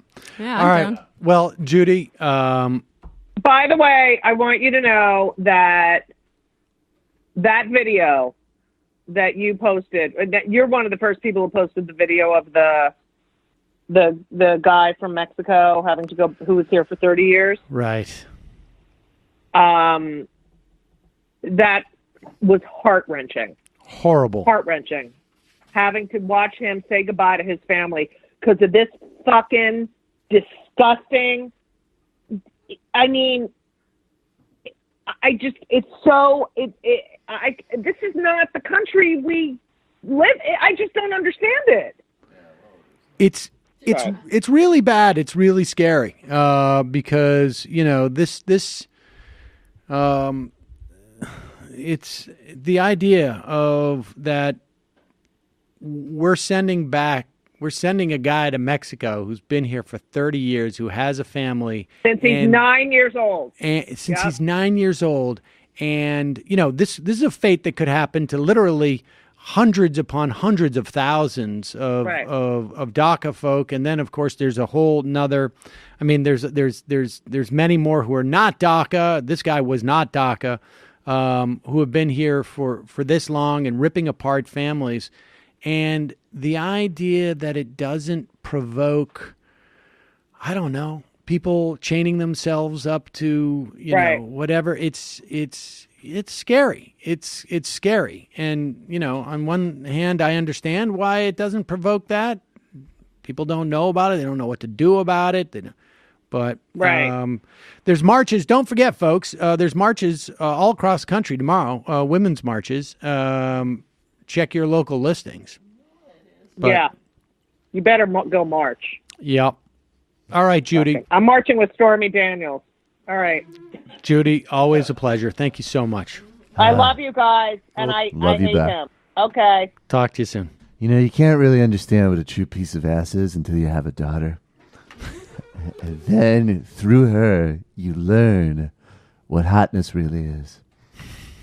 It's unbelievable. Isn't it unbelievable? Very sweet sentiment. There's a lot of misogynist sentiment that sex workers can't be free from STDs, but in porn, there's very rigorous testing. That's why I done very protected. Clean. Very clean. That's why I done protected sex with a girl that reminds me of my daughter. I want to go to Jimmy Reefer Cake, but while we were talking with Judy, we mentioned that story of Jorge Garcia and his family. His wife is an American citizen. His 2 children are American citizens, one of whom I think is 12, the other I think maybe 15. He had been in this country for 30 years. He was brought here when he was 9 years old. Been in this country for 30 years. The View, I guess, I don't know, reunited the family via video. And here they are. Here is Jorge talking to the people on The View, and his wife is in studio. And let's just listen to this clip. I mean, it's really heartbreaking. So, you can see your dad. Yeah. Anything you want to say? We love you. We miss you. We want to hug you. Stay strong. Do you want to say anything to your dad? I love you guys too. So like.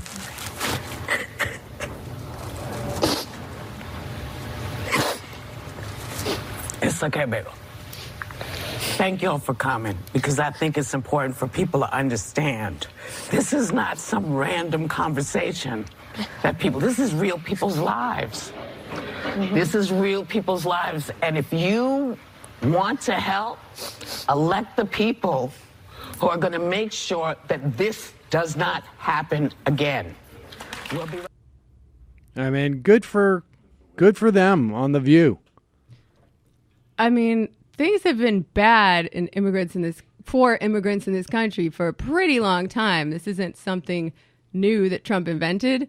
But if these new levels of cravenness are going to wake up liberals to the realities of what needs to change, I'm all for it. Yeah, I mean, we've talked about this many times on the show. Barack Obama, deported a record number of people. But this is far worse. It also, I don't know. They had as a practice would have deported somebody who had been here for 30 years with 2 kids. No, it's a significant escalation. I mean, it doesn't excuse the previous. It doesn't. And I'm not even sure it's on the same necessarily continuum. I don't know. I mean, I'm not familiar enough with who the folks were that were sent back, but my sense is that in these type of instances were. My understanding from people like Reagan is that this type of person was definitely not. And by the way, like not only not under Obama, like not under Bush, right? Not under Clinton, right? Well, and you also wonder how you call back the culture that's going to exist for the next 3 years under Trump, like ICE is just gonna it's already completely broken, should be disbanded, but like you let them run rampant for another 3 more years. Right. It's not like they're developing some type of muscle memory, and putting the brakes on something like this is not going to be easy. It's going to take a tremendous amount of effort. All right, let's listen to Jimmy Reefer Cake's song. Now we're going to head into the fun half. But let me just tell you this. For those of you who are listening or watching live, we are anticipating a special guest on the program in about 50 minutes. I'm running late, Rachel.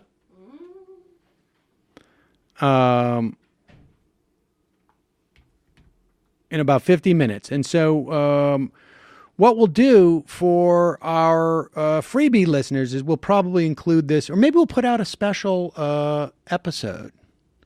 I'm not sure what we'll do. But maybe we'll just cut the fun half out and include this interview. Because it's the senator from Vermont who, I'm not saying which one. Not going to say which one.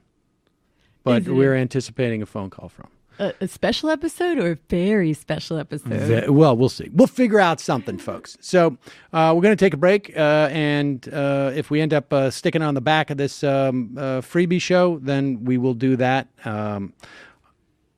But let's play Jimmy Reefer Cake before we go to the fun half. One time for the ladies. Marijuana on the Schedule 1 is absolutely absurd. Mandatory minimum sentence laws should be torn up and burned. Eric Holder wrote some memos that are now being overturned by Jefferson of Beauregard, Sessions the Turd. Oh, please don't be tweeting me, acting like everything'd be great with Hillary. She never supported legalization, and as a result, Trump won over the nation. Now the Dems, listen to me, better legalize weed, or you'll be the victim of your own hypocrisy. Don't you be like Jefferson Beauregard Sessions the Turd, a man widely described and recognized as a human turd. He's a human turd. He's a human turd. He's a human turd. Oh, he's a human turd. Oh, Jeffrey Sessions Beauregard. He's a human turd. What? Pot's dangerous, Wow. kids. Careful with how you consume it. So wait, I like the argument there is interesting. So Hillary did not, I'm assuming he's not talking about the Republican base that voted for Trump. So the sort of like couple of the several hundred thousand voters in swing states who potentially flipped to Trump because they were scammed by his false populism. It was really a weed thing. If Hillary had come and said, Wisconsin, no jobs but weed. I mean, I think Maybe. I think it's quite possible that a more full-throated support of pot would have brought out more voters. Where though? I don't know. I doubt in Wisconsin. I don't know. I mean, she should have, because pot should be legal regardless. But I don't think it's the silver electoral bullet. I mean, I think Democrats will be missing an opportunity if they don't make more of an issue of it this time around. Yeah. But we'll see, because in this instance, there's a very clear dichotomy that is just sitting there. Now, maybe some people might see it anyways, because no Clinton administration would be doing or attempting to do what the Trump administration is doing in terms of the states. It's like I always say, smoke weed every day. So, Jamie, before we go, more details on this DSA party, the winter of our discotheque. Yes. So it is a fundraiser for the North Brooklyn DSA branch and all the exciting projects we have coming up. We just voted on 2 priorities, which are healthcare and housing, which I think a lot of our listeners care about. Oh yeah, we got a cute little flyer. We've got some real music people DJing, including Liz Pelly and Jeremy Larson from Pitchfork. My friend Frank Jones, Mr. Frank, is performing live, and he's a very good hype man, very sexy, very fun. And I will be DJing at the after party, which is just around the corner at Father Knows Best. So this is open to the public. And I hope everyone comes and has a super fun time. It's going to be lit. It's literally going to be lit. I'm bringing lights and fog machines. Yes, it is tonight at Trans Picos from 8 to 12, and after party is from 12 to 4. So wow, come socialize with socialists. Until 4 in the morning. Whoa. The suggested donation is $15 at least, but nobody will be turned away at the door for lack of funds. There you go. And Michael, you reached your 1,000-person patron plateau. We're at actually 1,007 now. So and thanks, you have everybody. Superseded it. We're going to keep going, obviously, but the things that we promised for the 1,000 are going to happen now. So begin working on some animation soon, and Matt are going to play Wolfenstein. I don't know the date on that yet, but I want to thank everybody, and the show's really, really good. You should check it out and get all the content. All right, folks, we're going to take a quick break, head into the fun half, and if you are a freebieer, we will tag on, hopefully, our surprise guest, who will be with us in about, hopefully, 45 minutes.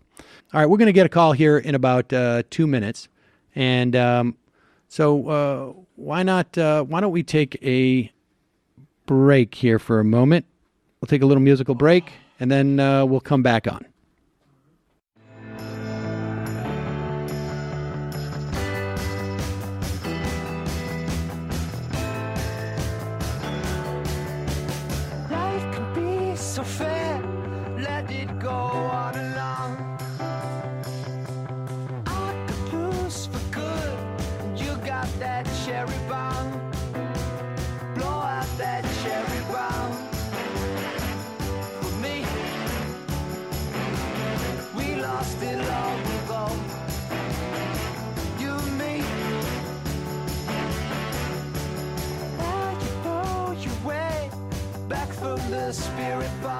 We are back. Sam Cedar on the Majority Report. On the phone, it is always a pleasure to welcome to this program the senator from Vermont, Bernie Sanders. Bernie, welcome to the program. Great to be with you, Sam. So give us a sense of what's happening in the Senate in terms of the funding of the government going forward. Well, I think it comes down, Sam, to a pretty simple issue. I think by now, he may not have known this a few days ago, but I think by now Senator McConnell, the Republican leader, understands that he does not have the 60 votes he needs to pass a one-month continuing resolution.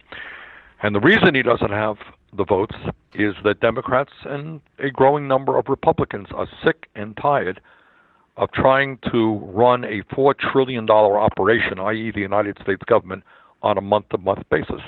And just last night, the Pentagon issued a statement saying that they cannot continue to function effectively month by month. They need an annual budget, which is what we need. So he doesn't have the votes, and I think that may have occurred to him, or at least dawned on him today. And he is now going to have to sit down and negotiate in a way that he has not done before. And what that means is dealing with three fundamental issues. Number one, parity for defense and non-defense spending. There are enormous economic problems facing the working families of this country, whether it's the need to refund the community health center program, whether it's the need to deal with pensions, to deal with student debt, to deal with infrastructure.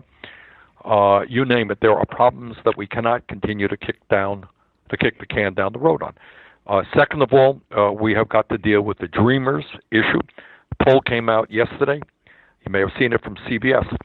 87% of the American people say that we should provide legal status to the Dreamers, and many of them believe they should get a path towards citizenship. This is not particularly controversial. It's what the American people want. We got to do that. And thirdly, we have to deal with disaster relief of Florida, Texas, Puerto Rico, and the Virgin Islands. That's it. And within the Senate, actually, I think, compromises will be struck. I certainly will not get everything I want, but we can reach an agreement. But McConnell has got to understand he's going to have to negotiate. I mean, it sounds he doesn't, never mind 60 votes, it doesn't even sound like he may even have 50 votes, which is pretty amazing. That's correct. That is correct. And I think the difficulty is that in the past, and probably in the beginning of this process, he kind of thought, well, the Democrats, they're just going to go along with it. They're too afraid to stand up and fight back. But what we have seen in the last few shutdowns is more and more. In the beginning, there were just a few of us, and then there were 30. And now I think we're somewhere around 40. And what is also true is a number of Republicans are saying, for good reasons. Their philosophy is very different than mine. But you go to any business CEO and you say, hey, try to run your business, a large business, on a month-to-month basis, and say you're crazy. Right. It's wasteful. It's irresponsible if you can't do it. And that's what a number of Republicans understand. So in the event that Mitch McConnell does sit down and does try and craft some type of compromise to the extent that you can, that you have a sense of this, what are the red lines? Like, what will you not walk away from? Well, let me just say, rather than looking at it that way, I would say that there's got to be a strong compromise dealing with Dreamers, which means maintaining the legal status of all of the Dreamers and providing a path toward citizenship and protecting their parents as well, and doing more. So I want a strong Dreamers bill. As you know, Durbin and Lindsey Graham have worked on something. Doesn't go as far as I would like, but it is a start. Right. And I think we can rally support around that. Now, where, I'm not all that comfortable. The Republicans want to spend zillions of dollars on border security. I think there's a lot of technology out there that we can maintain border security for a lot less cost than Trump wants to do. That, I may have to give more than I would like on that issue. On the issue of parity, I think there cannot be a compromise. We have had, and again, I know this sounds very inside the Beltway, but it really impacts every American. What the Republicans have agreed to, what we have agreed to, since 2011, when we did the first Budget Act, is For every dollar you spend on the military, you spend it on domestic needs. And we have so many needs in this country. That has got to be maintained. And again, where the fight will be, another fight will be is how much do you spend on disaster relief? What kind of help does Puerto Rico get? There'll be arguments about that, but I suspect we could reach an agreement. And in the event that you do reach a compromise in the Senate, then what happens? It's got to go back to the House, and then that's a question of how many Democrats will sign on to help, because the Republicans doesn't sound like they'll be able to pass something like that in the House. Well, Republicans, they are very right wing, but they're not stupid, and they're looking at the political world, and the political world right now. For them, you saw the results in the state Senate election in Wisconsin early this week. You saw what happened in Alabama. You saw what happened on November 7th. The American people are sick and tired of a right-wing extremist government and an unstable president. And when you have Republicans controlling the House, the Senate, and the White House, I know who the American people are going to hold accountable for this shutdown. So I think our Republican colleagues over in the House, they may not like what they're going to have to do, but they're going to have to do it. In the coming week or so, I know you're intending to roll out a Medicare for all. How is that going to do? I mean, are you going to be doing single bills that will ultimately provide a comprehensive Medicare for all program, or is it going to be in one bill? How's that going to work?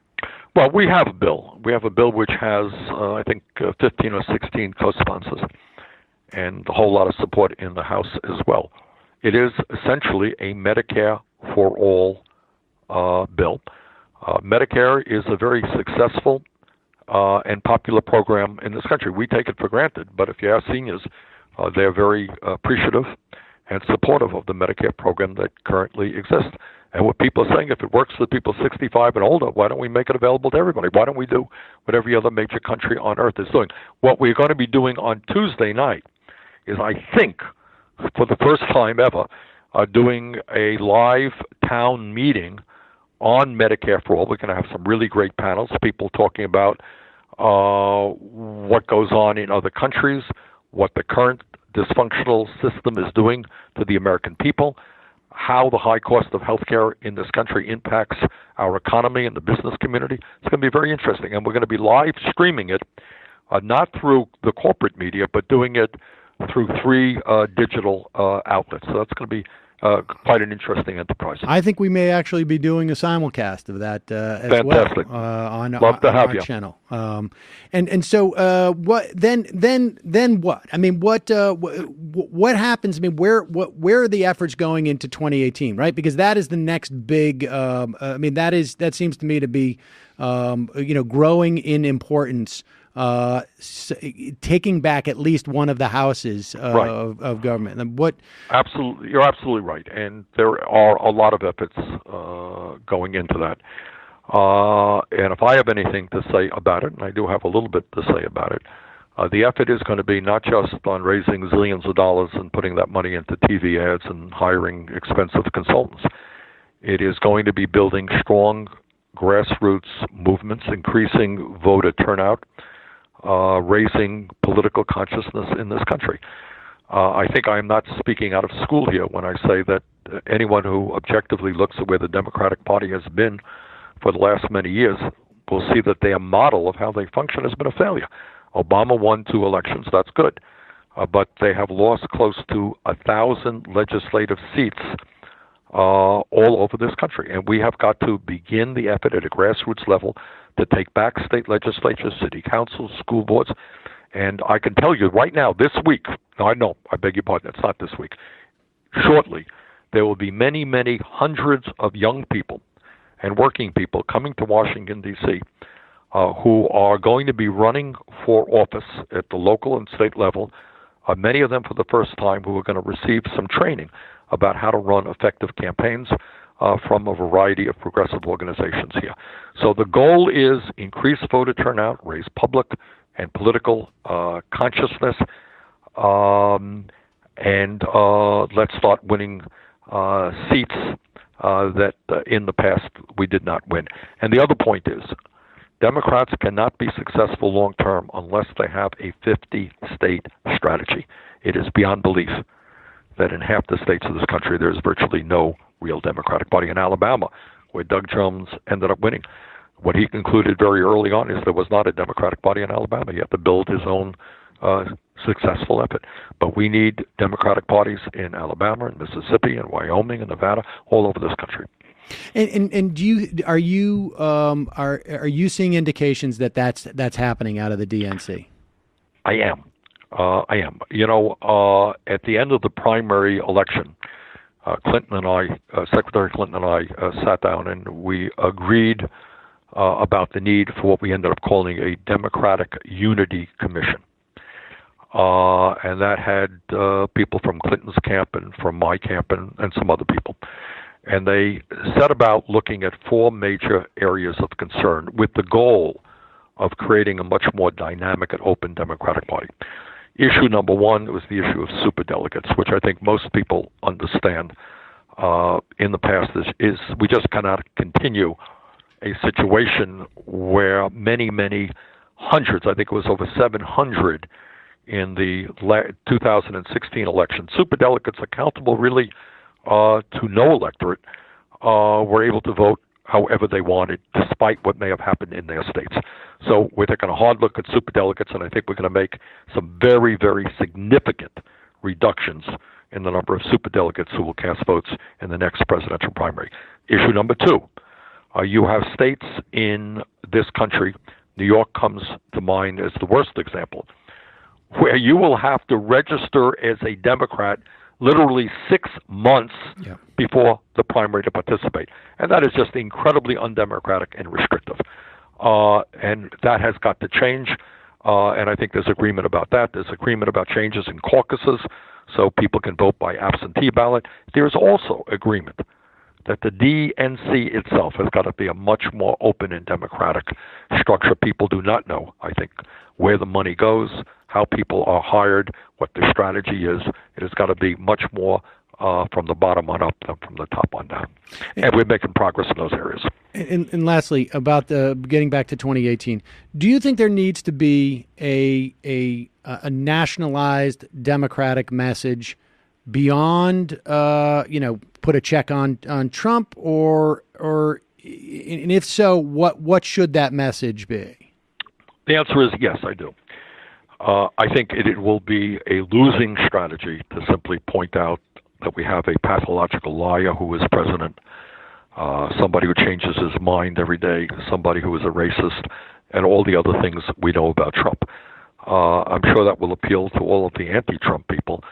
But if we're going to win elections, we have to do more than that. And that means we have to develop an agenda that makes sense to ordinary people. We have to analyze the problems that working families are facing and then come up with solutions to them. I think that the idea of a Medicare for all single-payer program is an idea which is gaining support every single day all over this country. So it's not simply a question of preventing Republicans from throwing 30 million people off of health insurance. It's moving to guarantee health care to all people in a cost-effective way. That's issue number 1. I think creating millions of decent-paying jobs by rebuilding our crumbling infrastructure, very, very important. I think pay equity for women. This is the year 2018. Women should not be making 80 cents on the dollar compared to men. I think the idea of making public colleges and universities is an idea, by the way, which is growing all over this country. I was in San Francisco a number of months ago, and their college is now tuition-free, and they've seen a significant increase in the number of people who are attending that college. Raising the minimum wage, we're seeing great gains in that area in communities all over America, but at the least, people should be making $15 an hour. Dealing with, despite Trump's insanity regarding climate change, the overwhelming majority of the American people know that we're looking at disasters all over this planet because of climate change, and that we have to transform our energy system. So those are just, dealing with net neutrality. Net neutrality is a big issue. Moving to the decriminalization of marijuana is a big issue. So there are a lot of issues out there that I think will bring people into the political process rather than just talking about Trump all day long. All right, one last question, and because I know you got to go on the government shutdown. In the event that there is, how much staying power do you think the Democrats will have in terms of holding together? Because if we start getting out, I mean, I'm not convinced that Donald Trump doesn't perceive a shutdown in his best interest. He may be right, he may be wrong. I would imagine he's wrong. But how much, with Democrats are far more concerned about the people who are going to be hurt, I think, of this than Republicans in many respects. I mean, so how long can Democrats hold out? Well, that is Sam, that's a very good question, and obviously, I can't give you a definitive answer. I don't know, but this is what I can tell you, because these are my colleagues, and I talk to them every day. There are a variety of reasons as to why people are prepared not to support a 1 month continuing resolution. And for the more conservative members, their reasoning is pretty straightforward. And they are saying, look, we got a $4 trillion government. It is totally irresponsible and wasteful to try to run this on a month-by-month basis. You cannot. Yesterday, very, very interesting, and I think a significant addition to this whole debate, a tweet was sent out, I don't know if you saw this, from the Pentagon. Yes. This is what they said. We have been working under a continuing resolution for 3 years now. Our current CR expires tomorrow. This is wasteful and destructive. We need a fully funded fiscal year 18 budget or face ramifications on our military. And that's true. But it's not just the military. So when you have the military saying you can't run a government month to month, you're the Secretary of Defense. How the hell do you run a military month to month? You need long-term planning. So I think a lot of the more conservative Democrats are making clear that is of great concern to them, and I don't think that's going to change. And I mean, is there a document out there? I mean, these are numbers that theoretically, right? This is not a surprise that there's going to be a need for a budget that theoretically should go longer than a month. And my understanding is a month makes it easy so that people don't have to make real hard decisions, right. And vote for something that may contain things that they have an issue with. But is there a document? I mean, like, how long is it going to take to actually get one that would be a genuine fiscal 2018 budget? Sam, I think it could be done a lot faster than you think. Okay. All right. Because, I think there is absolutely majority support. Yeah, there'll be disagreements, but they can be worked out. How much money should we spend to rebuild Puerto Rico? Well, I have a number, somebody else has a number. But I think we can work it out. How much money should we spend for the Defense Department? There'll be disagreements on that. But ultimately, I think a compromise will be reached. Should we fund non-defense needs at the same level as defense? Well, we've done that for previous budgets. Yeah, I think we could do it on a fifth. So I think we're not that far apart. But the key point is that Mitch McConnell has got to understand he has to negotiate. Once he does that, I think we can make some progress. Senator Bernie Sanders, thank you so much for coming on. Really appreciate you joining us. And, of course, I appreciate your work. Well, you too. Keep up the good work, Sam. Take care. Bye-bye. It might take all the strength I got to get to where I want, but I know somehow I'm gonna get there. I wasn't looking when I just got caught between the truth and the lie bar, but finding out won't make me feel any better. Yeah, I know the clock is ticking, but the meds are gonna kick in, and my pilot light shining bright. I get somewhere the choice was made, for the option where you don't get paid, for the road that bends before it finally breaks you. I guess somehow I lost my drive between the 101 and the 5. Do you know how far the detour takes you? Yeah, I know the clock is ticking, but the meds are gonna kick in, and my pilot light shining bright.